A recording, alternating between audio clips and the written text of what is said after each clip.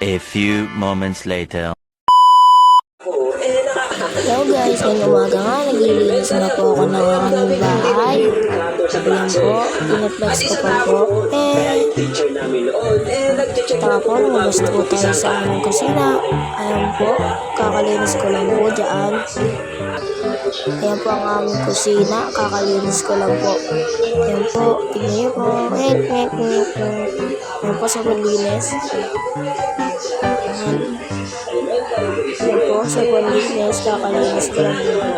Ayan po ang aming gakabox. Ito po ang aming terrace. Ayan po ang aming halaman. Ayan po ang aming halaman. Hi guys! Ako sa mga tao, nag-iisip lang sa kanilang